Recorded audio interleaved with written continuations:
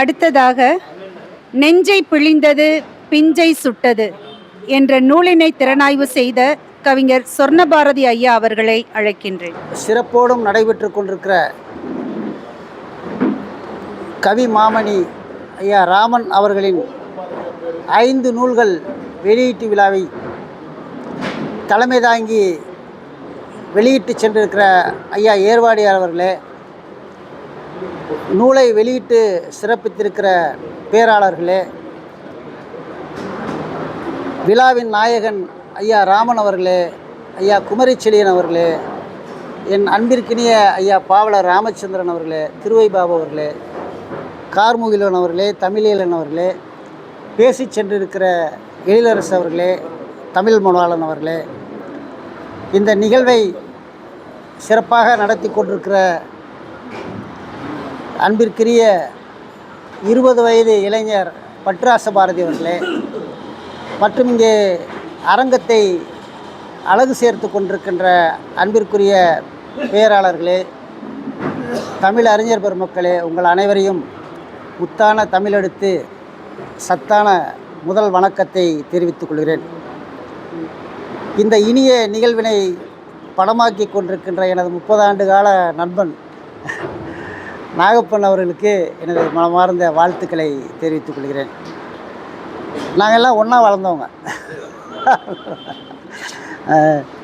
அப்படியாக இந்த அருமையான ஒரு நிகழ்வு நடந்து கொண்டிருக்கிறது. ஐயா தமிழீழன் அவர்கள் அந்த மதுவின் தீமையை பற்றி சொன்னார். கல் என்பது கல்னால் நம்ம மதுன்னு தான் எடுத்துக்கணும். இன்றைக்கி மதுவின் தீமைகளை பலவாறாக நாம் சொல்லி கொண்டிருக்கிறோம். நடக்கின்ற குற்றங்களில் 75% மது போதையில் தான் நடக்கிறது. 75% விபத்துகள் மது போதையில் தான் நடக்கிறது. மது போதை பத்தாத சிலர் அதை அடுத்த பவுடர்களுக்கு போகிறாங்க. அதில் தான் பவுடர் அதிகமாகும் போது பல்கலைக்கழகத்தில் நுழைய தோணுது.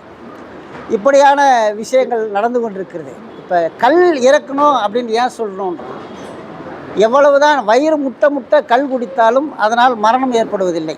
அது ஒரு காரணம். இன்னொன்று வெறும் 14 ரூபாய்க்கு தயாரிக்கப்படுகிற மது பாட்டில் 250 ரூபாய்க்கு விற்கப்படுது. அது கூட வரி இல்லாமல் போலி கணக்கே 50,000 கோடின்னு சொல்கிறாங்க. இப்படியான சூழலில் ஒரு 1/4 பாட்டில் குடித்து போதை ஏறி கொண்டிருந்த மனிதன் இப்போது அதிலும் கலப்படம் ஏற்பட்டதால் 1/2 பாட்டில் குடித்தாலும் போதை ஏற்படுவதில்லை. 500 ரூபாய்க்கு குடித்தாலும் போதை வர்றதில்லை. ஆனால் ஒரு 100 ரூபாய்க்கு கல் குடித்தா போதும்ன்ட்டு போயிடுவான்ற ஒரு இதில் கல் இறக்க சொல்கிறாங்க. அது வேறு அரசியல். இருந்தாலும் கல் என்றாலே வள்ளுவர் மதுவைத்தான் சொல்லியிருப்பார். இப்போ அதுக்கு முன்னாடியே நம்ம சோமபானம் சுறாபானம்லாம் குடித்து பழக்கப்பட்டவங்க தானே. அப்போ என்னென்னா இன்றைக்கி ஊருக்கு ஒரு கடை இருந்துச்சு, இப்போ தெருவுக்கு ஒரு கடை இருக்குது. அந்த அளவுக்கு நம்ம வளர்ந்துருக்குறோம். அதாவது மது பிரியர்களாக, குடியர்கள் பிரியர்களாக மாறி இருக்கிறோம். ஏன்னா அவங்க இப்போ அமைச்சரை அங்கீகாரம் கொடுக்குறாருல, மது பிரியர்கள் அப்படின்னு சொல்லி. அந்த வகையில் நம்ம என்னோடய சப்ஜெக்ட் வந்துடுறேன். நான் 3000 ஆண்டுகளுக்கு முற்பட்ட தமிழ் கவிதை மரபு, பல்லாயிரக்கணக்கான அறிஞர் பெருமக்கள் புலவர்கள் செய்யுள் வழியாக நமக்கு தங்களது படைப்புகளை கடத்தினார்கள். பல்வேறு யாப்பு வகைகளில் தொல்காப்பியர் முதல் இன்றைக்கு ராமன் வரை எடுத்துக்குவோம். தொல்காப்பியர் முதல் செய்யுள்களாக நமக்கு பல்லாயிரக்கணக்கான பொருட்களை, கவிதைகளை நமக்கு வழங்கியிருக்கிறார்கள். பாரதி 20ஆம் நூற்றாண்டின் தொடக்கத்தில் பாரதி ஒரு புதிய பாய்ச்சலை உருவாக்குகிறான். புது கவிதை, வசன கவிதை எழுதுகிறான், ஹைக்கூ கவிதை எழுதுகிறான், மொழிபெயர்ப்பு கவிதை எழுதுகிறான்.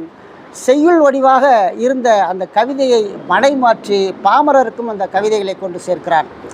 அப்போது இப்படி பல்வேறு வடிவங்களில் இந்த கவிதைகள் நமக்கு இப்போ கிடைக்கிறது.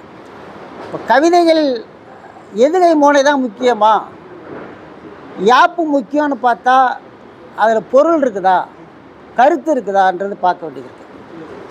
இல்லை வெறும் கருத்து மட்டுமே இருந்து மொழி அழகியல் இல்லைன்னா அது கவிதையாக மாறுமா, இந்த விஷயங்களை நம்ம பார்க்க வேண்டியது இருக்குது. இப்போது எந்த வடிவமாக இருந்தாலும் சரி, அது கவிதையாக இருக்க வேண்டும் என்பதுதான் இப்போ நம்முடைய நிலப்பாடு. அப்படி ஒரு யாப்பு வடிவமாக இருந்தாலும், புதுக்கவிதை வடிவமாக இருந்தாலும், அது நீள் கவிதையாக இருந்தாலும், குறுங்கவிதையாக இருந்தாலும், எந்த கவிதையாக இருந்தாலும் அதை கவிதையாக மாற்றி இருக்கிறார் ராமன் அவர்கள். அப்படி தான் நம்ம எடுத்துக்கிறோம். அந்த வகையில் மிகச்சிறந்த கவிதைகள் 5 நூல்களை வந்து இங்கே வெளியிட்டிருக்கிறாரு. அதில் எனக்கு கொடுக்கப்பட்ட நூல் நெஞ்சை பிழிந்தது பிஞ்சை சுட்டது. இந்த தலைப்பு பார்த்தாலே உங்களுக்கு என்ன சொல்ல வராருன்றது நம்ம அனைவருக்குமே தெரியும். நமது தமிழர்களின் வரலாறு அறிந்தவர்களுக்கு இது நன்றாக தெரியும். நெஞ்சை பிழிந்தது பிஞ்சை சுட்டது. இந்த படம் பார்த்தீங்கனாலே இந்த என்ன தலைப்புன்னு தெரிஞ்சிடும் நமக்கு.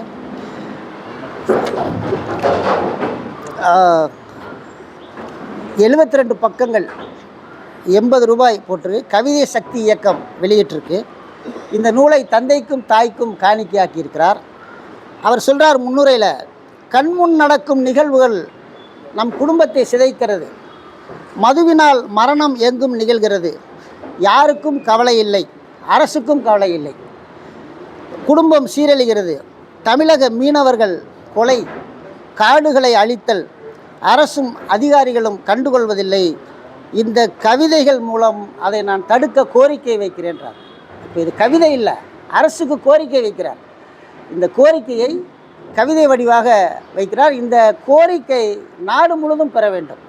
நமக்குள்ளே என்ன சிக்கல்னா, ஒரு மீனவனுக்கு பிரச்சனைனா அது மீனவன் பிரச்சனையாக பார்க்குறோம், தமிழகத்தின் பிரச்சனையாக பார்க்குறதில்ல. மீனவன் மட்டும் போராடினா போதும். விவசாய நிலத்தை பிடுங்குறான்னா அது விவசாயிகள் பிரச்சனை, அவங்க பார்த்துக்குவாங்க. ஒரு சாலை போடலைன்னா அது அந்த தெரு மக்கள் பிரச்சனை. இப்படி எந்த பிரச்சனையாக இருந்தாலும் வந்து அவங்கவுங்க பிரச்சனையாக பார்க்குறதுனால தான் இங்கே சிக்கல் நமக்கு. இன்றைக்கி வந்து ஈத்தேன் மீத்தேன் எடுக்கிறான்னா அது தஞ்சாவூர் பிரச்சனை மட்டும் இல்லை, தமிழகத்தின் ஒட்டுமொத்த பிரச்சனை என்றைக்கு நாம் பார்க்க ஆரம்பிக்கிறோமோ அன்றைக்கி தான் வந்து அந்த போராட்டம் வெற்றி பெறும். இன்றைக்கி வந்து பரந்தூரில் நிலங்களை எடுக்கிறான்னா அது அவங்க அந்த கிராமத்து மக்கள் பிரச்சனை இல்லை, ஒட்டுமொத்த தமிழகத்தின் பிரச்சனையாக என்றைக்கு மக்கள் வீதிகளில் இறங்குகிறார்களோ அன்றைக்கு தான் அந்த பிரச்சனையிலிருந்து நாம் மீள முடியும் என்பதை இந்த கவிதைகள் மூலமாக அவர் சுட்டி காட்டுகிறார். அதை நம்ம கையில் எடுத்துக்கணும். ஒன்று சொல்கிறார், நம் நலம் நம் கையில், நாட்டின் நலம் அரசு கையில். நாட்டின் நலம் அரசு பிடுங்கிடுச்சு, நலம் இப்போ அவங்க நலத்தை பார்க்கல, அவங்க வளத்தை பார்க்குறாங்க. அப்படி தான் போயிட்டுருக்கு. இப்போ அதை 38 கவிதைகள் இங்கே எழுதியிருக்கிறாரு. முதல் கவிதையை வந்து நான் உங்களுக்கு முழுசாக படித்து காட்டணும்னு நினைக்கிறேன். கொஞ்சம் நேரம் ஆனாலும் பரவாயில்லன்னு நினைக்கிறேன். ஏன்னா அந்த அளவுக்கு வந்து மனசை வந்து உருக்குதுன்னு கூட சொல்ல முடியாது, இடிக்குது நம்ம மனசை அந்த கவிதை. வேதனையில் வெடிக்கின்றது இதயம், வீர திருமகன் பாலச்சந்திரனின் மரணம். அவன் கோழையாய் இருந்திருந்தால் குமுறி அழுதிருப்பான், கொதிக்கும் குருதியில் உதித்தவன் அல்லவா. வீர மரணத்தை தன் மார்பில் குண்டேந்தி மல்லாந்து கிடக்கிறான். மாவீரன் பெற்றெடுத்த புறநானூற்று புலிக்குட்டியவன், மாவீரன் பெற்றெடுத்த புறநானூற்று புலிக்குட்டியவன். மெய்காப்பாளர்கள் மெய் சாய்ந்த போதே தன்னையும் சாய்ப்பார் என அறிந்தும் அவன் தலை சாயவில்லை. அப்பா வருவார் என்றே அரற்றினான் அச்சமில்லா பொடியன். அன்றுதித்த அவன் வார்த்தை அகிலமெங்கும் தீப்பொறியாய் பற்றி எறிகின்றது. பிஞ்சு பாலகனை நெஞ்சில் சுட்ட அக்காட்சி, ஈரமுள்ள இதயங்களின் இரத்த நாளங்கள் வெடித்து கொட்டுகிறது குருதி சொட்டுகளாய். மனச்சாட்சியற்ற மாபாதகன் கோத்தபயாவின் குடும்பம் செய்த கோர காட்சிகள். குளமழித்தான், இனமழித்தான், கொடூரமாய் கொன்று குவித்தான். இனத்துரோகி இட்ட கட்டளையால் இளம் பிஞ்சையும் நெஞ்சில் சுட்டான் கோர கொடுங்கோலன் ராஜபக்சே. பள்ளிப்பாலகன் பாலச்சந்திரன் படையெடுத்தானா, படை வென்று முடிசூடி கொண்டானா, பரம்பரை மன்னனா, பாவங்கள் செய்த கொடுங்கோலன் பிள்ளையா, விடியலை தேடி விழித்தெழுந்த மாவீரனின் மகனானது குற்றமா. அதுக்கு அடுத்து சொல்கிறாரு, இரக்கமற்ற உங்களுக்கோ அண்டை நாடும் ஐநாவும் துணையாகலாம். அகிலமே கொதித்தெழும்போது காலம் மாறும், காட்சிகள் மாறும். கன்னி தமிழ் மகளாம் கண்ணகித்தாயின் காற்சிலம்பு காட்சி போல் உன்னையும் எரிக்கும், உன் குலத்தையும் அழிக்கும். அறம்பாடுறார் இந்த இடத்துல. இதற்கு முன்னாடி பாவலரேறு பெருஞ்சித்தனார் அறம் பாடினார் ஒரு கவிதை, உங்களுக்கு எல்லாருக்குமே நினைவு இருக்கும். அவர் பாடின அறம் வந்து பழிச்சது, அந்த நம்ம பார்த்தோம். அப்படி ஐயா பாடியிருக்கிற இந்த அறம் பழிக்கும்னு நான் நம்புகிறேன். என்னுடைய தந்தையின் பாட்டனார் சொர்ணபாரதியார் அவங்களாம் அறம் பாடியிருக்காங்க. அவங்க மாட்டு வண்டியில் சிவகங்கையிலேருந்து கல்லுப்பட்டிக்கு போகும்போது தாகம் எடுத்திருக்கு. அப்போ அங்கே இருந்த ஒரு கிராமத்தில் பெண்கள் தண்ணி இறச்சிட்ருக்காங்க. போய் தண்ணி கேட்டிருக்கிறாரு வண்டிக்கார் போய். அப்போது உங்களுக்குலாம் தண்ணி தர முடியாதுறான்னு சொல்லி அந்த பெண்கள். அப்போ இவர் ஒரு வெண்பாவை எழுதி அந்த வண்டிக்கார்ட்ட கொடுத்து ஓலையில் சொருவிட்டு வாடான்ட்டார். ஓலையில் சொருவிட்டு அடுத்த ஊர் தாண்டத்துக்குள்ளே அந்த ஊரை எரிஞ்சு போச்சு. அந்த உங்கள் நகர் நாசம் என்று உணர்னு ஏதோ அந்த கடைசி வரி எழுதியிருக்கிறார். அப்புறம் எல்லோரும் சிவகங்கை மன்னர்கிட்ட போய் இந்த மாதிரி சொர்ணபாரதியார் அறம் பாடிட்டார், அந்த அறத்தை திரும்ப வாங்கி அந்த சாபத்தை திரும்ப வாங்க சொல்லுங்கள். அவர் அதெல்லாம் முடியாதுன்ட்டு வந்திருக்கிறார். பல ஆண்டுகள் அந்த கிராமம் வந்து அப்படியே இருந்ததாக சொல்லுவாங்க. இப்படியாக அதான் கவிஞர்களுடைய வாக்கு பலிக்கும் என்றைக்கு இருந்தாலும் அந்த வாக்கு பலிக்கும் என்று சொல்லி நான் அடுத்ததாக நிறைய கவிதைகள் எழுதியிருக்கிறார். இந்த தலைப்பு இந்த நெஞ்சை பிழிந்தது பிஞ்சை சுட்டதுக்கான முழு கவிதை இதுதான். மற்றபடி நிறைய கவிதைகள் எழுதியிருக்கிறார். அடுத்ததாக புத்தனின் புனிதத்தை யுத்த வெறி கொண்டே இரத்தத்தால் அழித்தவன் அல்லவா நீயோ இன்று புத்த பிட்சுகளின் போதனையை கேட்டு புனிதம் பெறவே புத்தகையை நோக்கி செத்து கிடக்கும் எம் இனத்தின் பிணத்தின் மீது நடந்து வந்தவன் அல்லவான்றார் ராஜபக்சேவை. அதற்கு இந்திய அரசாங்கம் வந்து சிவப்பு கம்பளம் விரிக்குது. இதெல்லாம் வந்து சொல்லிட்டு வர்றார். நிறைய கவிதைகள் சொல்லியிருக்கிறாரு. அடுத்தது வந்து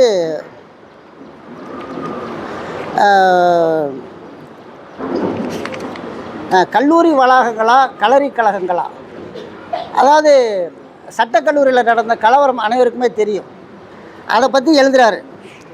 என்ன எழுதுகிறாருன்னா, எழுதப்பட்ட சட்டங்கள் இருட்டறையில் கிடக்கிறது, எழுத வேண்டிய சட்டங்கள் எலும்பொடிந்து எழ முடியாமல் வீழ்ந்து கிடக்கிறது, எழுதாத சட்டங்கள் மட்டுமே எழுந்து நின்று எலும்புகளை உடைக்கிறது அப்படிங்கிறார். அதாவது சட்டத்தில் இருக்கிறத யாருமே மதிக்கிறதில்ல. இன்றைக்கி வந்து ஒரு எஃப்ஐஆர் போடாமையே ஒரு வாய்மொழி புகாரை வச்சுக்கிட்டு ஒருத்தனை அடித்து கொள்கிற அளவுக்கு சட்டம் மதிக்கப்படுது இந்த நாட்டில். அப்படியாக தான் இன்றைக்கு இந்த சூழல் போய்கொண்டிருக்கிறது. நிறைய அடுத்த கவிதை கேட்குறார். திருந்துமா நாடு, திருத்த முடியுமா நாட்டை, மக்கள் நினைத்தால் திருத்தலாம் நாட்டை, திருத்தும் மக்களோ இலவசத்திற்கல்லவா அலைகிறார்கள், இவர்களை யார் திருத்துவது அப்படிங்கிறாரு. அப்போ இப்படி நிறைய அவருடைய கோபம், அந்த கோபம் வந்து ஒரு இராணுவ வீரனுக்குரிய கோபம் வீரம் அனைத்தும் இவருடைய கவிதைகளில் வந்து வெளிப்படுது. தொடர்ந்து சொல்லிகிட்டே வர்றார். சட்டத்தை பற்றி எழுதுகிறார். மீண்டும் ஒரு முறை மெரினா போல், அதாவது ஜல்லிக்கட்டு காலைக்கு போராடினது போல் இந்த சட்டங்களை காப்பாற்றுறதுக்கு மீண்டும் நம்ம மெரினாவில் கூடணும் அப்படிங்கிறார். வரி கட்டுவதும் வாக்களிப்பதும் பின் வறுமையில் வாடுவதும் ஏழைகளுக்கென்றே எழுதப்படாத சட்டம், வாரி சுருட்டுவதும் வாரிசை உருவாக்குவதும் வாடிக்கையானது தான் இவர்களுக்கே உரிய சட்டம் அப்படிங்கிறார். வாரி சுருட்டுவதும் வாரிசுகளை உருவாக்கவும் தான் அவங்களுக்கு சட்டம் அப்படின்னு நிறைய இடங்களில் வந்து அவருடைய கோபத்தை வெளிப்படுத்துகிறாரு. போலி சாமியார்களை பற்றி சொல்கிறாரு. இதயம்தானே இறைவன் என்று எத்தனையோ சித்தர்களும் பக்தர்களும் எடுத்துக்காட்டாய் வாழ்ந்தும் கூட இன்னும் இவர் உணரவில்லை, இந்நிலையும் மாறவில்லை, மாற வேண்டும், மடமை என்றே மனம் தெளிந்து பாருங்களேன், பரம்பொருளே யாரென்று, பரம்பொருள் யாரென்று நீயே உணர்ந்துக்க, ஏன் சாமியார்கிட்ட போகிறேங்கிறாங்க. ஏன்னா இன்றைக்கி சாமியார்கள் செய்கிற வேலையெல்லாம், சாமியார் அவனே கடவுளாகிட்டான். அதாவது கடவுளுக்கு புரோக்கராக வந்து இப்போ அவனே கடவுளாகிடுறான் சாமியார்கள். அந்த மாதிரியான ஒரு சூழல் இன்றைக்கு நாட்டில் நிலவிட்டிருக்கு. அதை சொல்கிறார். இப்படி நிறைய கவிதைகளில் அவரது கோபங்கள் வெளிப்படுகிறது. புது கவிதைகளாகவும் குறுங்கவிதைகளாகவும் என் சீர்திருத்தத்தில் அருமையான கவிதைகளை எழுதியிருக்கிறாரு. காமராஜர் பற்றி, அண்ணா நூற்றாண்டு பற்றி, நேரம் இல்லை, இப்படி மிகச்சிறந்த கவிதைகளை வந்து இவர் வழங்கியிருக்கிறாரு. அப்போ வந்து சமூக நீதின்ற ஒரு கவிதையில் என்ன சொல்கிறாருன்னா, 45 எங்கள் இந்தியாவில் சமநீதி சமூக நீதி என்பதெல்லாம் மதம் பிடித்த சிலரால் மறுக்கப்படுவதோடு மதமெனும் பெயரால் இன்று மாடுகள் காக்கப்படுகின்றன, மனிதர்கள் கொல்லப்படுகிறார்கள்ன்றாங்க. இப்படி ரொம்ப ஒரு கோபமான ஒரு சீற்றமான கவிதைகளை வந்து நிறைய இந்த ஒரு 72 பக்கத்தில் வந்து அவ்வளவு தன்னுடைய கோபத்தை கொட்டிகிட்டு இருக்கிறாரு. இப்படி இப்போ தமிழ் மொழியில் பேசினார். 4 நிலங்களை பற்றி பேசி 4 நிலங்களும் இப்பொழுது கொள்ளையடிக்கப்படுகிறது என்றார், மலைகளை உடைக்கப்படுகிறது அப்படின்றார். இப்போ 5200 ஆண்டுகளுக்கு முன்பே தமிழர்கள் இரும்பை உருக்குவது பற்றி கண்டுபிடித்திருக்கிறார்கள். இப்போ ஆய்வு நமக்கு வந்திருக்கு, நிறைய ஆய்வுகள் வந்திருக்கு. ஆனால் அதை ஒத்துக்க மாட்றாங்க. இப்போ ஒரு 500 ஆண்டுகளுக்கு முன் வந்த முட்டாள்கள் வந்து ஒத்துக்க மாட்றாங்க. அதை வந்து சொல்கிறாரு. இப்போ 1830 வந்து சேலத்தில் இருந்த ஒரு கொல்லுப்பட்டறையிலிருந்து ஒரு துப்பாக்கிகளும் 2 துப்பாக்கியும் குண்டுகளும் செய்து விக்டோரியா மகாராணிக்கு அனுப்பிச்சிருக்கிறாங்க. அது இன்றைக்கி லண்டன் மியூசியத்தில் இருக்குது. இப்போ கிட்டத்தட்ட 7500 இடங்கள் வந்து அகழாய்வு செய்யப்பட வேண்டிய இடங்கள் தமிழ்நாட்டில் இருக்குதுன்னு சொல்கிறாங்க. இந்த நதிக்கரைகள் மட்டுமே 7500 இடங்கள். இப்போ வைகை ஆற்றின் ஓரத்தில் மட்டுமே 300 நகரங்கள் புதைஞ்சிருக்குன்றாங்க. அதில் வந்து 2-3 தான் தோண்டப்பட்டிருக்கு, இங்கே ஆதிச்சநல்லூரில், கீழடியில். ஆனால் இதை வெளிப்படுத்துறதுக்கே இந்திய அரசாங்கம் பயப்படுது. இது மொத்தமும் வெளிவந்தால் உலக அளவில் தமிழன் தான் மூத்த குடிமகனாக, முதல் மகனாக இருப்பான். அப்படிப்பட்ட ஒரு பாரம்பரியத்தை உடைய தமிழர்கள், நாம் தமிழர்கள் என்ற அடையாளத்தை இழந்து ஏதேதோ அடையாளங்கள் சிக்கி கொண்டிருக்கிறோம். இவ்வளோ பேசுகிறோம், எல்லாம் பேசுகிறோம். இது நிலம், அது திருடுறது, மலையை உடைக்கிறது, எல்லாமே நம்ம பேசுகிறோம். ஆனால் அப்படி உடைக்கிறவங்களுக்கு தான் மாற்றி மாற்றி ஓட்டு போட்டுருக்குறோம். இதை வந்து நம்ம என்றைக்கு நம்ம உணர போகிறோம், என்றைக்கு நம்ம வந்து அதை வந்து நம்ம மனசளவில் நம்ம எதிர்க்க போகிறோன்றது நமக்கு தெரியல. அந்த வகையில் எல்லோருக்கும் ஏதோ அடையாளங்களில் நம்மை நாமே அடிமைப்படுத்தி கொண்டு வாழ்ந்து கொண்டிருக்கிறோம். அந்த அடிமைத்தனத்திலிருந்து மீள ஐயா ராமன் அவர்களின் கவிதைகள் பயன்பட வேண்டும், இந்த மக்களுக்கு உணர்வுகளை ஊட்ட வேண்டும் என்று சொல்லி வாய்ப்பளித்த பட்ராச பாரதிகளுக்கும் மற்றவர்கள் நன்றி கூறி விடைபெறுகிறேன். நன்றி, வணக்கம். ஐயாவை கௌரவிக்கும் விதமாக இந்த பொன்னாடை போர்த்தப்படுகிறது. வாழ்வியல் தத்துவமும் வழிகாட்டும் நெறிமுறையும் என்னும் நூலை திறனாய்வு செய்த கவிஞர் வைரவரி வானரசன் அவர்கள் உடல்நிலை சரியில்லாத காரணத்தால் அவரால் இங்கு வர இயலவில்லை. ஆனால் அவர் ஒரு வேண்டுகோள் விடுத்திருக்கிறார், இந்த புத்தகத்தை அனைவரும் வாங்கி படிக்க வேண்டும் என்று. ஏனென்றால் இதில் நம் வாழ்க்கைக்கு தேவையான தத்துவங்களும் வாழ்வியல் நெறிமுறைகளும் அடங்கி இருக்கின்றன. அவற்றை நாம் படித்து பயன்பெற வேண்டும் என்பதே அவருடைய வேண்டுகோள். அதை நாம் படிப்பதற்கு முயற்சி செய்வோம். வெளியிடுபவர் ராமச்சந்திரன். அவர் வரல, இந்த அனைவருக்கும் என்னுடைய பணிவான வணக்கத்தை தெரிவித்துக் கொண்டு, கவிதை சிறகுகள் இன்றைக்கு 5 நூல்களை ராமன் ஐயா எழுதிய நூல்களை வெளியிட்டிருக்கிறது. கிட்டத்தட்ட இதுக்கு முன்பாக ஒருவர் பேசி சென்றார், தமிழருக்கு 5 என்பது ஒரு நல்ல ஒரு இலக்காக இருக்கிறது என்பதை நாம் புரிந்து கொள்ள வேண்டும். 5 திணைகள் என்பது ஒன்று, இன்னொன்று பஞ்சதந்திர கதைகள் என்று, சிறுகதைகள் என்று அது இப்படி சொல்லிட்டு இருக்கோம். அதே மாதிரி 4 என்று சொன்னாலும் அகநானூறு, புறநானூறு, நல்லவனுக்கு 4 பேர் என்று சொல்லக்கூடிய ஒரு நியதிகள் வைத்திருக்கிறார்கள் எண்ணிக்கையில். ஆகவே இன்றைக்கு 5 நூல்களை அவர்கள் வெளியிட்டிருக்கிறார்கள். அதில் வாழ்வியல் தத்துவமும் வழிகாட்டும் சிந்தனையும் என்கின்ற திறனாய்வை செய்வதற்கு நம்மளுடைய வைரவரி வானரசன் வரவில்லை. ஆனால் என்னை இன்றைக்கு பேசுவதற்கான வாய்ப்பில்லை, ஆனால் இதை வெளியிட வேண்டும் என்று மட்டுமே சொல்லியிருக்கிறார்கள். ஆகவே 2 நிமிடத்திலே என்னுடைய உரையை முடித்து விடுகிறேன். வாழ்வியல் தத்துவமும் வழிகாட்டும் சிந்தனையும், இதை இப்படி பார்த்தா தெரியும், தத்துவம்தான் வாழ்வியலில் வழிகாட்டும், அதுதான் சிந்தனையை உருவாக்கும் என்கின்ற ஒரு மார்க்ஸ் தத்துவத்தை, காரல் மார்க்ஸினுடைய மார்க்சிய பார்வையை தலைப்பாகவே இந்த நூலை வைத்திருக்கிறார். இந்த நூலுக்குள்ளே பார்த்தோம் என்று சொன்னால் 15 தலைப்புகளிலே அவருடைய தத்துவங்கள் எல்லாம் அடங்கியிருக்குது. ஆனால் இன்றைக்கு நடக்கக்கூடிய ஒன்றை மிக அற்புதமாக வெளிப்படுத்தியிருக்கிறார். ஒரு அரசு வல்லரசாக இருக்க வேண்டுமா, இல்லை நல்லரசாக இருக்க வேண்டுமா? இன்றைக்கு வல்லரசு என்ன செய்து கொண்டிருக்கிறது என்பதை நாளிதழிலே பார்த்து கொண்டு இருக்கிறோம். உக்ரைனுக்கும் ரஷ்யாவுக்கும், ஈரானுக்கும் வேறு நாட்டுக்கும், இப்படி ஒவ்வொரு நாடுகள் நடக்கின்ற பொழுது இந்த அணு ஆயுதத்தால் நிச்சயமாக ஒரு 15 வருடங்களுக்குள்ளே நாம் இருப்போமா என்கின்ற ஒரு சிந்தனை நமக்கு எழுகிறது. ஆனால் அந்த சிந்தனை பொய்யாக்கி விடுகின்ற வகையிலே நம்மளுடைய ஐயன் வள்ளுவன் திருக்குறள் எழுதியிருக்கிறார். ஆக ஒரு நல்லரசு வர வேண்டும் என்றால் இது போன்ற நல்ல நூல்கள் அந்த நாட்டிலே வர வேண்டும். நல்ல மனிதர்கள், அதாவது திருவள்ளுவரை போல, வள்ளலாரை போல, தொல்காப்பியம் போல இப்படியெல்லாம் மனிதர்கள் தோன்றிவிட்டால் அந்த வல்லரசு என்பது நல்லரசாக மாறிவிடும். வல்லரசு என்பது இந்த நாட்டை அழிக்கக்கூடிய ஒரு மேலாண்மையான இருக்கக்கூடிய பார்வை, ஆதிக்க பார்வை. ஆனால் நல்லரசு என்பது நம் வாழ்வியல் சிந்தனையாக இருக்கக்கூடியது. அதைத்தான் இவர் இதில் குறிப்பிட்டிருக்கிறார். இந்த நூலை வாங்கி படியுங்கள். பல சிந்தனைகளை நமக்கு ஊக்குவிக்கிற அளவுக்கு நம்மை ஊற்றெடுக்கக்கூடிய அந்த சிந்தனையை இந்த நூல் நமக்கு காட்டியிருக்கிறது. நான் இந்த 5 நூல்களை பார்க்கின்ற பொழுது ராமன் எத்தனை ராமனடி என்று எனக்கு சொல்ல தோணுகிறது. அந்த ராமன் வாழ்வியல் சிந்தனையில் இருக்கிறார், கவிதை நூலை எழுதியிருக்கிறார், கட்டுரை நூலை எழுதியிருக்கிறார் என்று 5 நூல்களை, அந்த ராமன் எத்தனை ராமனடி என்கின்ற அவதாரத்தை இன்றைக்கு தான் அவருடைய முழு விஸ்வரூபத்தை நாம் பார்த்திருக்கிறோம், பேருருவத்தை பார்த்திருக்கோம். ஏன்னா மற்றவங்க சண்டைக்கு வந்துடுவாங்க. விஸ்வரூபம் என்றால் தமிழ் கிடையாது, பேருருவத்தை இன்றைக்கு நாம் பார்த்திருக்கிறோம். அவர் இன்னும் பல நூல்களை எழுதுவதற்கான பல தகவல்களை வைத்திருக்கிறார். இனி அடுத்த முறை வெளியிடும் போது 10 பாட்டு என்று சொல்லக்கூடிய 10 நூல்களை இதே அரங்கத்திலே வெளியிடுவார் என்று சொல்லி இங்கு வந்திருக்கின்ற உங்கள் அனைவரையும் வணங்கி விடைபெறுகிறேன். நன்றி, வணக்கம்.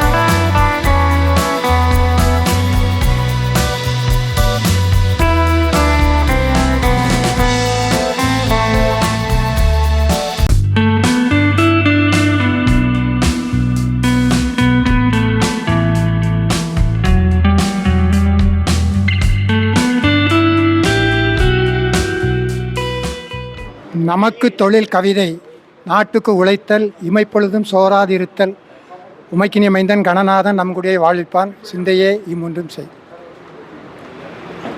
என்னுடைய அருமை நண்பர் 37 ஆண்டுகால நண்பர் திரு ராமன் அவர்களுடைய 5 நூல்கள் வெளியீடு. நீங்கள் இப்பொழுது பார்க்கிற ராமனை நான் அப்பொழுது பார்க்கவில்லை. நான் பார்த்த ராமன் துள்ளி குதித்தோடுகின்ற குதிரை மாதிரி துள்ளி பாய்ந்தோடுகின்ற ஒரு ராமன். இங்கே இப்போ கால் தாங்கி நடக்கிற ராமனை தான் நீங்கள் எல்லோரும் பார்க்குறீங்க. அது ஊனம் ஏற்பட்டது இடையில் வந்த ஊனம்தான். அப்போ அந்த பாரதி இளைஞர் சங்கானிட்டு ஒரு அமைப்பு இருந்தது. பாரதி அடிப்படை விஎஸ் மணி, பாரதி காவலர் ராமமூர்த்தி இவங்கெல்லாம் சேர்ந்து நடத்திட்டு இருந்த அமைப்பு. அப்பொழுது அவர்கள் கவியரங்கத்தில் வந்து கவிதை படிப்பார்கள். போஸ்குமார், சிந்தைவாசன், இந்த சின்னபாண்டியன், பாரதி அடிப்படையுடைய அமைப்பில் வந்து கவிதைகள் பாடி நாங்கள்லாம் ஒன்றாக கவிதை பாடி மகிழ்ந்தவர்கள். அப்போ அவருக்கு நம்ம மாதிரி சாதாரண காலெல்லாம் நல்லா தான் இருந்தது. அப்போ இந்த ஊனெல்லாம் கிடையாது. இந்த ஊனம் எப்போ வந்ததுன்னா லடாக் யுத்தம். அவர் படைக்கல பாவலர். அதாவது படைக்களத்தில் அந்த பனியில் இருக்கிற பொழுது அந்த பனி உறைவு, லடாக்கில் இருந்தால் பனி உறைவுனால அந்த கால் முட்டை கீழே மரத்து போய் அது இயங்க முடியாத ஒரு நிலை ஏற்பட்டது. அதுக்கு பிறகு அதோடு அவருக்கு சர்க்கரை நோய் அது ரெண்டும் பற்றி கொண்டதுனால தான் கால் விளங்கலே தவிர, கால் இந்த தாங்குறாரே தவிர அது இடையிலே வந்த பாதிப்பு. நாம் பார்த்த பாரதி ராமன் வந்து அவர் எல்லாரோடும் பழகக்கூடிய நல்ல தடகாத்திரமான ஒரு ராமன். அவருடைய இந்த இடையில் வந்த ஊனம் தான் நாம் பார்க்குற நீங்கள்லாம் பார்க்கக்கூடிய இந்த ராமன். அந்த காலத்துலேருந்து நாங்கள்லாம் நண்பர்கள்ங்கிற அந்த பேர் எங்களுக்கு கிடைத்திருக்கிறது. அவர் 7 நூல்கள் வெளியிட்டிருக்கிறார். இப்போ 5 நூல்கள் இங்கே வெளியிடப்பட்டதை பார்த்துருங்க. சுவை, ஒளி, ஊறு, ஓசை, நாற்றம் என்று 5. இந்த நூலை பார்த்தீங்கன்னா 5 சுவைகள். 5 சுவைகளான 5 நூல்கள், ஒவ்வொன்றும் ஒவ்வொரு சுவை தானே. மதுவே என் வாழ்வு, மரணமே தீர்வு, அது ஒரு சுவை. காட்டின் வளம், நாட்டின் நலம், அது இன்னொரு சுவை. இந்துமா கடலில் சிந்தும் குருதி, அது இன்னொரு. நெஞ்சை பிழிந்தது பிஞ்சை சொட்டது, அது இன்னொரு சுவை. வாழ்வியல் தத்துவமும் வழிகாட்டு 5 சுவைகள். நீங்கள் பார்க்கணும். அந்த 5 நூல்களையும் வாங்கி படித்தா இந்த 5 சுவைகளையும் அப்படியே நீங்கள் அதில் பார்க்க முடியும். தொல்காப்பியம் 8 வகையான சுவைகளை சொல்லும். ஆனால் இந்த 5 சுவைகள் என்பது இந்த 5 பொறிகளின் வழியே தூக்கின்ற 5 சுவைகள். இந்த 5 சுவைகளையும் சொல்லக்கூடிய அற்புதமான கவிதை நூல்களை பார்த்தீர்கள். நம்ம எல்லாம் கொஞ்ச நேரத்தில் அறுசுவை சாப்பாடு சாப்பிட போகிறோம். உங்களுக்கெல்லாம் இலவசமாக இப்போ ஒரு அன்பளிப்பு ஒரு நூல் கொடுத்தாங்கல்ல, அது 6வது சுவை. இன்னும் ஒரு நூல், அது கொஞ்சம் அதுதான் தொடக்கத்தில் எழுத நூல், அது கொஞ்சம் நடை கொஞ்சம் கடினமாக இருக்கக்கூடிய. அதுக்கு பிறகு இதெல்லாம் வந்து இப்போது அவர் பண்பட்டு பழக்கப்பட்டு, அதாவது உருக்கமும் நெருக்கமும் ஏற்பட்ட பிறகு எழுதிய கவிதைகள் தான் இப்போ நீங்கள் பார்க்குற இந்த கவிதைகள்லாம். ஆரம்ப காலத்தில் பார்த்தீங்கன்னா இப்போ பாவலர் ராமச்சந்திரன் பேசினார் இல்லையா, அதை விட இன்னும் உணர்ச்சி வசப்பட்டு பேசக்கூடிய ஒரு அற்புதமான ஆற்றல் படைத்தவர் தான் இந்த ராமன். இந்த எல்லாம் மறந்து எல்லாம் விட்டுட்டு இந்த பெட்டிப்பம் மாதிரி அடங்கி இருக்கிற ஒரு ராமனை தான் நம்மெல்லாம் பார்க்குறோம். அப்படிப்பட்ட ராமனை அவருடைய கவிதைகள் ஒவ்வொன்றும் தனித்தனியே சொன்னாங்க. ஒவ்வொரு நூலில் ஒவ்வொரு கவிதைக்கும் ஒரு தனித்தனி இயக்கமே நடத்தக்கூடிய அளவுக்கு அற்புதமான ஆற்றல் படைத்தவை. புதுமையான எண்ணங்கள் இருக்கும், புதுமையான வண்ணங்கள் இருக்கும், புதுமையான வார்ப்புகள் இருக்கும், புதுமையான நடை இருக்கும். இப்போ சொன்னாங்களே 2 சீரில் ஒரு நடை இருக்குன்னு, இதெல்லாம் புதுமையான நடைகள். தமிழ் இலக்கியத்தில் அதெல்லாம் அரிதாக பார்க்கக்கூடிய நடைகள். ஒவ்வொரு நூலையும் ஒரு நடையை பின்பற்றி இருக்கிறார்.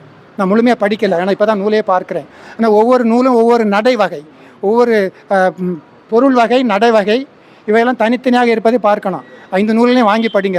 அருமையான, அதாவது தமிழ்நாட்டில் மரபு கவிதை எழுதுறதுக்கு ஆள் இல்லைன்னு சொல்லுவாங்க இல்லையா, மரபு கவிதை இல்லைன்னா அவன் கவிதை நிலைக்காது. அதான் உண்மை.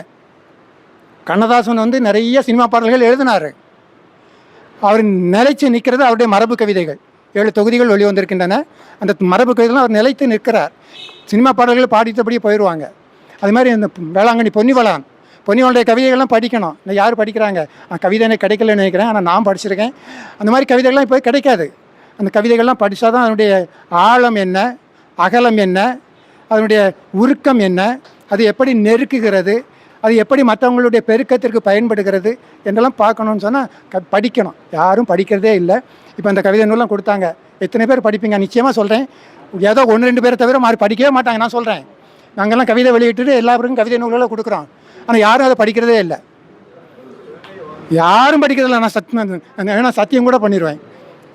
என்ன 1-2 பேர் எங்கேயோ தப்பி தவறி படிக்கிறாங்க. இப்போ உமா சுப்பிரமணியம்மா அருமையான ஒரு கவிதை நூல் வெளியிட்டிருக்காங்க, மகளின் மகன். இந்த நூல் எழுதணுமா இருந்தால் ஒரு தைரியம் வேணும், துணிச்சல் வேணும். பெண்கள் எப்படியெல்லாம் துன்பங்களை அனுபவிக்கிறார்கள், அவர்கள் எப்படிலாம் செய்கிறார்கள், அதை படிக்கணும். படித்தா தான் தெரியும். இப்படியும் பெண்கள், அதாவது கிராமத்தை பற்றி யாருக்கும் தெரியறதில்லை. ஆனால் கிராமத்தில் பெண்கள் என்னென்ன பாடுபடுகிறார்கள். 1000 தொழில்நுட்பம் வந்தாலும் சரி, 1000 மடங்கு அறிவு வளர்ந்தாலும் சரி, அடிப்படை மாறவே மாறலை. இன்னும் மாறலை, இன்னும் மாறப்போவதும் இல்லை. சாதி இரண்டொழிய வேறில், அதாவது ஒன்றே ஒரு ஒன்றே உலகம்னு சொன்ன காலத்தில் இருந்து தீதும் நன்றும் யாதும் முறை யாவரும் கேளீர் என்று ஒருத்தன் சொன்னான். அதுக்கு அடுத்து ஒன்றே உலகம் அப்படின்னு சொன்னான். அடுத்து சாதி ரெண்டொழிய வேறில்லைன்னு சொன்னான். அதுக்கப்புறம் கண்ணதாசன் வரையும் என்ன சொன்னாங்க, ஜாதிகள் இல்லை, பாரதியார் சொன்னார் சாதிகள் இல்லையடி பாப்பா. கண்ணதாசன் ஒன்றியங்கள் ஜாதியை ஒன்றியங்கள் நீதியேன்னு சொன்னார். அப்புறம் இப்போ முத்துலிங்கம் என்ன சொன்னார், ஒரே வானம் ஒரே பூமி ஒரே சாமின்னு சொன்னார். எங்கே சாதி மறைஞ்சது? மறையாது. விட்டு கொடுத்து போகிற மனப்பம், அதுதான் வாழ்க்கை என்பது. அதுதான் அதுவும் கூட மறையாது. இப்போ திருப்பி தோண்டிகிட்டு இருக்கு, பார்க்கலையே? நீங்கள் எங்கெங்கெல்லாம் மறைச்சிங்களோ அது திருப்பி வந்துட்டுருக்க. அப்போ எங்கே நீங்கள் ஜாதி இல்லைன்னு சொன்னீங்களோ அது திருப்பி மீண்டும் முளைச்சிட்டு இருக்கு.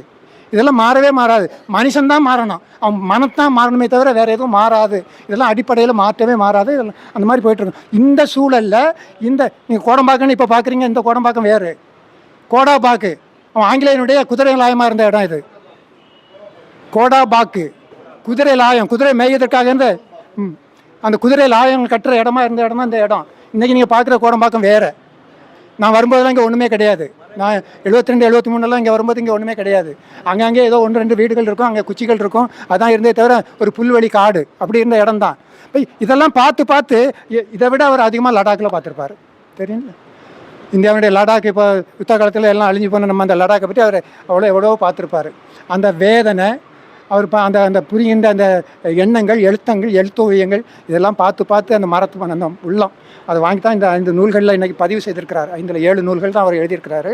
இந்த 7 நூல்களையும் அதை பதிவு செய்திருக்கிறார். இந்த பதிவுகள்லாம் நம்ம பார்க்கணும்.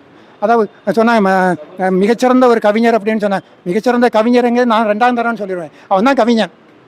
எப்படி மக்களுடைய மனத்தை தொட வேண்டும் என்று தெரிந்து கவிதைகள் எழுதியிருக்கக்கூடிய ஒரு அற்புதமான கவிஞன் தான் நான் ராமனை நம்ம ராமன். நாங்கள்லாம் அப்படி தான் பழகணும். ராமன் வேறு, நாங்கள்லாம் வேறுன்னு பழகலை. நம்ம ராமன் தான். நாங்கள் இந்த திருப்பதிக்கு ரயில் கவியரங்கம் நடத்தினோம். விஎஸ் மணி அவர்களுடைய தலைமையில் இந்தியாவிலே 2வது முறை ரயில் கவியரங்கம் நடத்தினோம். சென்னையிலேருந்து திருப்பதி போகிற வரைக்கும் அந்த ட்ரெயினில் உட்காந்துருந்து ஒரு 20-25 பேர் ஒரே கம்பார்ட்மெண்ட்டில் உட்காந்துருந்து கவிதை. எங்களை வழி அனுப்பி வைத்தவர் இதே ராமன் தான். அப்போ அவர் பணிக்காக போகணுன்னு சொல்லிட்டு எங்களை வழி அனுப்பி வச்ச அந்த ராமன்.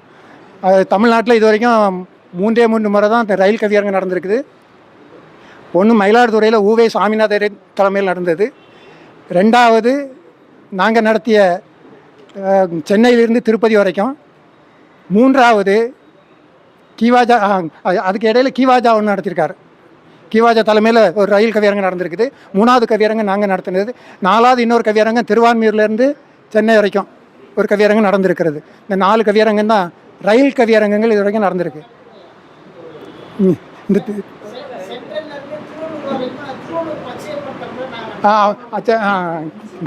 பச்சையம்மன் தான் இதுக்கெல்லாம் காரணமே. அவர் தான் இந்த ரயில் கவியரங்கெல்லாம் தொடங்கி வச்சவர். அவர் தான் முதல்ல இதெல்லாம் செய்யலாம் அப்படின்னு தொடங்கி வச்சவர். நாங்கள் பண்ணால் கட்டவண்டி கவியரங்கம், வயல்வெளி கவியரங்கம், குதிரை கவியரங்கம், நெய்தல் கவியரங்கம் அதெல்லாம் நிறைய பார்த்துட்டோம். அதெல்லாம் ஒவ்வொரு நிலையில் பார்க்கக்கூடிய நிலை. அதில் இவர் எங்களை அந்த ரயில் கவியரங்கத்தை தொடங்கி வச்சு எங்களுக்கு வழி அனுப்பி வைத்தவரில் இந்த ராமன். அப்படிப்பட்ட ஒரு ராமனை இன்று நாம் பார்க்குறோன்னு சொன்னால் வரலாற்றினுடைய விளிம்பில் நாம் நிற்கிறோம். ஒரு வரலாற்று கவிஞனை இந்த கவிஞர்கள் தம்முடைய இதயத்தில் பதித்து கொள்ளக்கூடிய ஒரு வரலாற்று கவிஞனை நாம் பார்க்குறோம். இலக்கிய வரலாற்றில் இடம்பெறக்கூடிய ஒரு அற்புதமான ஒரு கவிஞர் ராமன் அவர்களை நாம் பார்க்குறோம். அவர்களுக்கு ஒரு அற்புதம் அந்த விழா எடுத்து மகிழ்ச்சி வச்சிருக்கிற கவிதை சிறைகள் இல்லை அவங்க சொன்ன நம்ம எல்லாரும் சொன்னாங்க. இந்த அரங்கத்தை நமக்கெல்லாம் ஒரு காலகட்டத்தில் அரங்கமே இல்லை என்று தவித்த காலத்தில் தவித்த வாய்க்கு தண்ணீர் கொடுப்பது போல் இந்த அரங்கத்தை அவர்கள் கொடுத்து எல்லோருக்கும் உதவி எத்தனை அரங்கங்கள் இந்த அமைப்பை வைத்து வளர்ந்தன என்பதெல்லாம் நான் பார்க்குறேன். இங்கே இருக்கிற கார்மிகளாக இருந்தாலும் சரி, ஐயா தமிழில் இருந்தாலும் சரி, இங்கே வசீகரன் இருக்காங்க, இங்கெல்லாம் இதெல்லாம் இந்த கவியரங்கங்களில் இந்த அரங்கத்திலேயே பார்த்தவங்க தான் இவங்கெல்லாம். என்னுடைய அருமை நண்பர் ராமனை தனியாக கூட அழைச்சி விழா கூட எடுத்திருக்காரு. திருவை பாபு அவர்கள் இங்கே தனி விழாக்கள் எடுத்திருக்காரு. அனலேந்தி ஒரு காலகட்டத்தில் எங்களோட கவிதை படித்தவர் இன்றைக்கி அவர் இந்த குன்றக்குடி அடிகளார மாதிரி ஏதோ மாறி உட்காந்துருக்காரு. அது மாதிரி ஒவ்வொருவரையும் நான் இப்போ எல்லாரையும் நான் சொல்லிடுவேன், நேரம் இல்லை. இன்றைக்கு ஒரு அற்புதமான ஒரு நல்ல நிகழ்வை பட்டு ராசபாரதி அவர்கள் முன்னெடுத்து இங்கே நிகழ்த்தி காட்டியிருக்கிறார்கள்.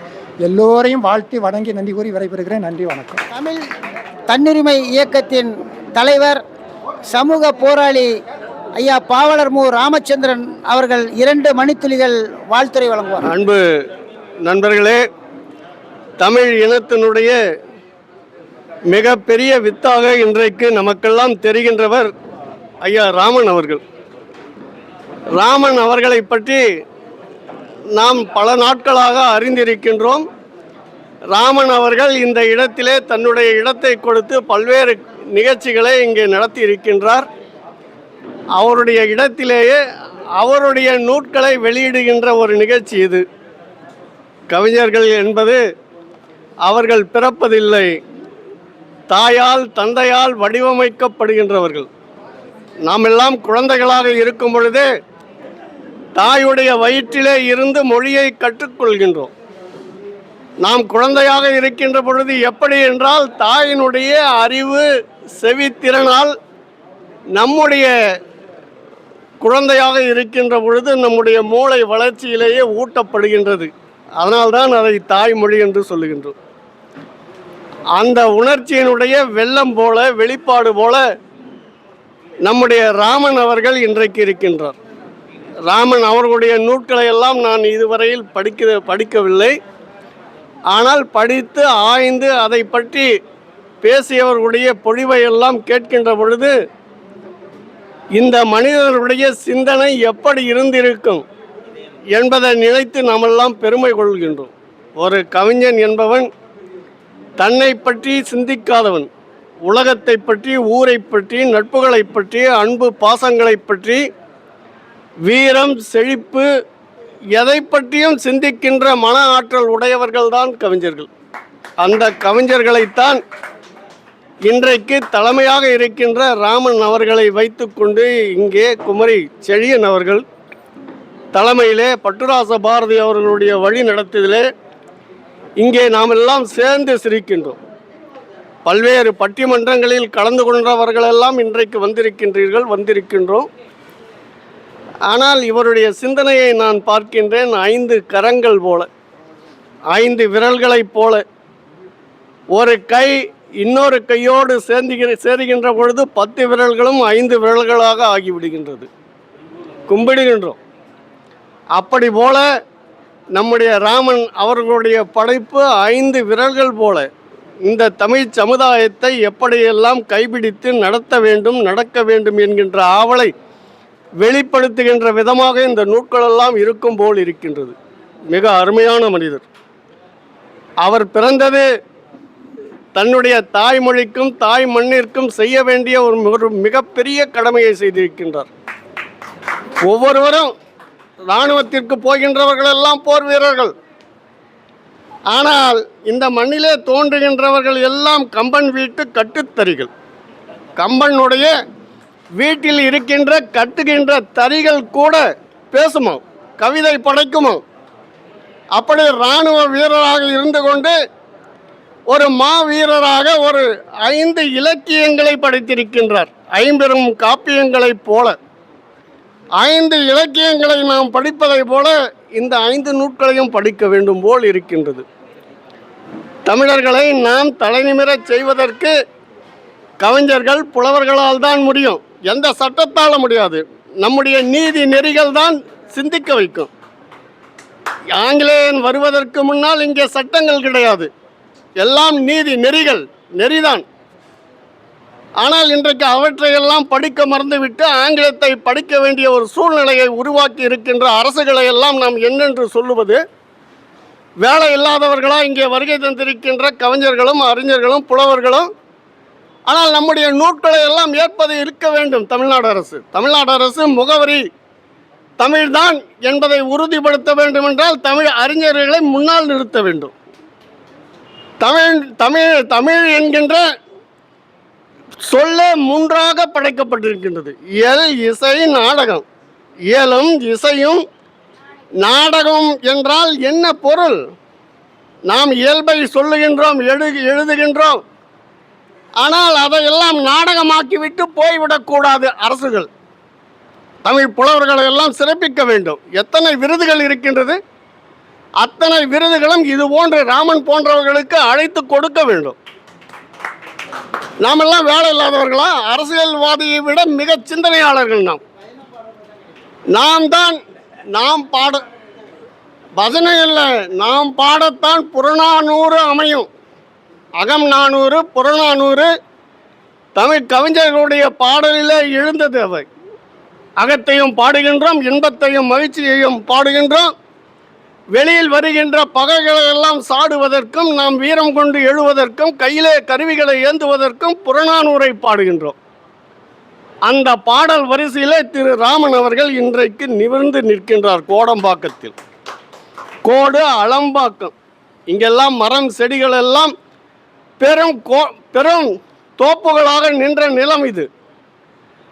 ஆனால் அந்த நிலத்தை எல்லாம் இன்றைக்கு அழித்துவிட்டு, இயற்கையை எல்லாம் அழித்துவிட்டு, மீத்தேன் எடுப்பதற்கெல்லாம் கூலிக்காரர்களாக நம்மை வைத்துக்கொண்டு வெளிநாட்டுக்காரர்களும் வெளி மாநிலத்துக்காரர்களும் கொட்டமடிக்கின்ற சூழ்நிலை இன்றைக்கு தமிழ்நாட்டிலே இருக்கின்றது. அதையெல்லாம் கண்டுதான் நம்முடைய ராமன் அவர்கள் எழுதவில்லை, அழுது இருக்கின்றார்.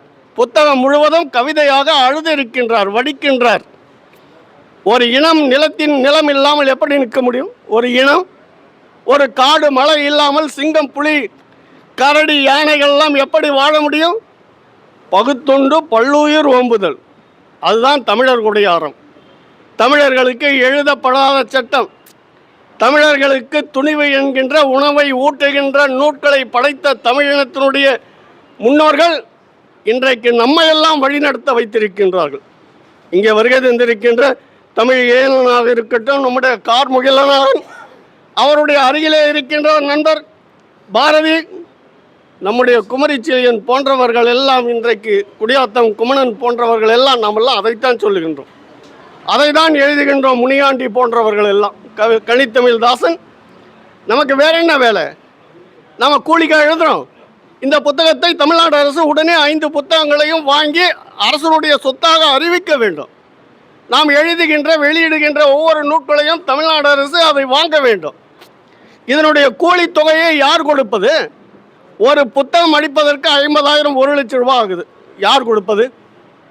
அதை முதலீடாக வச்சு தன்னை ஒரு முதல் மனிதனாக வைத்துக்கொண்டு, முன்மாதிரியாக வைத்துக்கொண்டு எழுதுகின்ற கவிஞர்கள் வரிசையிலே இன்றைக்கு முன்னால் இருக்கின்ற தகுதி படைத்தவராக இருக்கின்ற ராமன் அவர்களை வாழ்த்துகின்றோம்.